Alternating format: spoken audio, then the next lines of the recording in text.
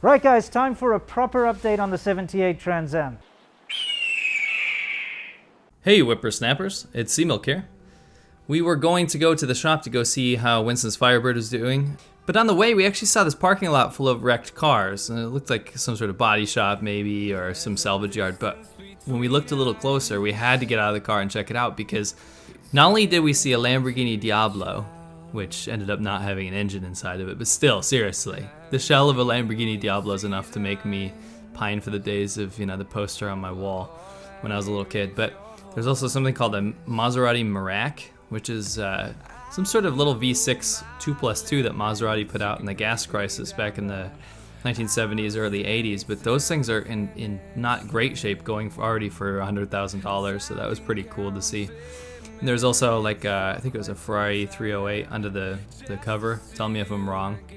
But there's a lot of cool cars in this parking lot that we ended up seeing, and it was interesting to see these cars just sitting out in the sunlight in the parking lot collecting dust. It's cars that can never be replicated again.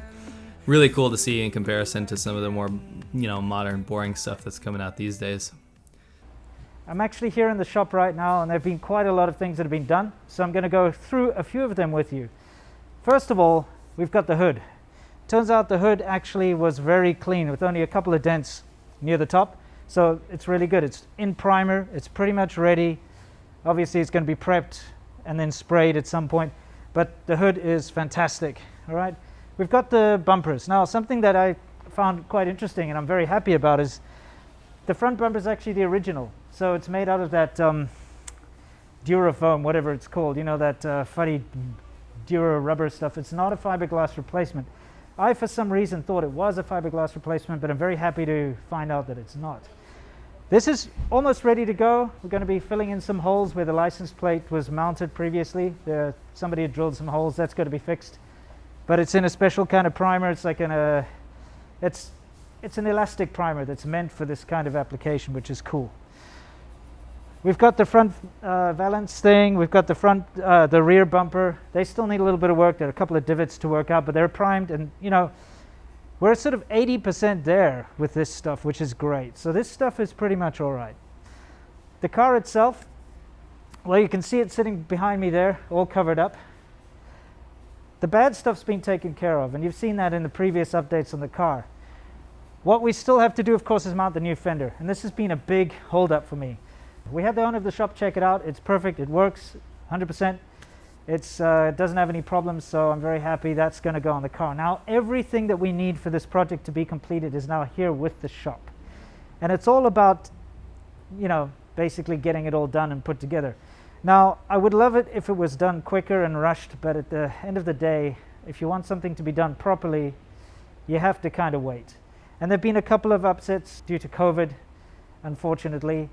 Things had to shut down for a couple of weeks at the shop because somebody had COVID, and they had to follow the health and safety regulations in order to make sure everyone is safe. And so all the work was put on hold for a couple of weeks, but they're back into it. And next week they're going to be dedicating to my car, and we're going to see some big improvements, I'm hoping. So now it's all ready to go. I can't wait to give you guys another update. And I'm guessing soon we'll be able to show you something a little more significant. But at least we know all the bits and pieces are kind of taken care of. New fenders here. And now it's just a matter of putting it all together, lining everything up. It's got new door hinges. It's got new hood hinges. It's got new everything. I've spent a lot of money on parts to make sure that this comes out awesome in the end. And for those of you wondering where I am, this is not actually just Winston's Dream Car channel. Yeah. I didn't want to say anything, and I'm still not going to say anything, but I'm going to tease it a little more. I did get a new car. Oh, yeah. So you'll see it very soon. And it's fantastic. This is my dream car. You kind of got yours. Kinda. Well, you did. Yeah. It's going to be a big surprise for you guys. Yeah. So. Anyway, I'll be back behind the camera. Yeah. Excellent. So I can't wait to bring you guys another update on the 78 Trans Am. This is my forever car. I want it done right. So although I've hit a lot of frustrations with the shop here along the way, at the end of the day, I'm cutting them slack because I know that they're going to do a good job in the end. And I understand how it goes, especially during COVID times and workflow. These guys have a lot of other cars they work on at the same time.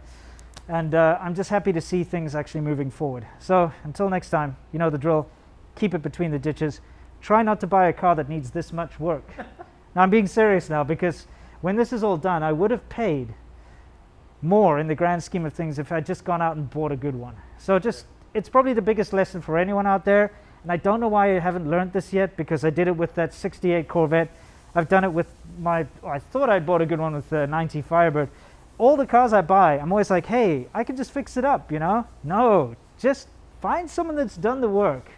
Buy the good one, you know? Because if I'm all done and finished with this project, that car is going to be worth, to me, double what it's actually worth, if that makes sense. Yeah, what Winston said is probably correct. I mean, I understand the idea of wanting to tinker on something yourself and, you know, investing your own time into a project, but at the end of the day, if you're paying someone upwards of, you know, what the car actually costs to begin with just for a paint job and body work, you have to cut your losses and say, you know, maybe I should have just started with a good one to begin with. There are fewer and fewer of these cars out there in the wild, though. For example, we met someone not that long ago that had a Project Firebird that he paid a lot more than Winston did. So I understand that Winston's probably not getting ripped off, but spending a lot more money than he originally set out to. And that's got to hurt a little bit. Besides the money, you know, money aside, the fact that the car is more or less being held for ransom in a shop, waiting for it to get finished, you know, it's beyond my control, is very frustrating. I have so much that I want to do to the car. So many things I want to tinker with. I mean, you can see what the engine looked like when I got it, and I was busy in the process of fixing up everything that was wrong with the car. And this is what I enjoy. I can't stand bodywork and paint. It's something that I can't do. It is definitely an art form. It's something that you need a lot of experience in to do correctly. That's why I'm paying someone to do it. But all of the tinkering and wrenching and all that sort of thing that I want to be doing every weekend and after hours, after work, I can't do that anymore. And it sucks. Luckily, we have Worthless Whips here, you know, and our truck and, you know, Redneck Viper. And I've still got my 1990 Firebird to work on, although I fixed most of the problems on it. I just don't have the drive and the passion and the want to work on those cars as much as I want to work on this 78 Trans Am. So it's just one of those horrible situations where I have to be patient, and patience is definitely not one of my virtues, never has been.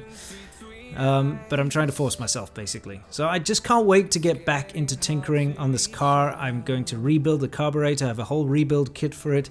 I've got an electric choke conversion kit, which I'm going to do to change it from this funny heat pipe sort of choke system.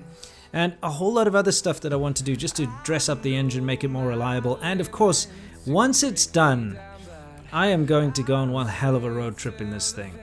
And hopefully meet a bunch of you guys along the way. So I'll keep you in touch with what's going on with that. But of course, as soon as we have any more information on this car, any further significant updates, I'll make another video. Anyway, keep it between the ditches. Don't do what I did. Enjoy yourself out there on the road. Don't die. And I'll catch you next time.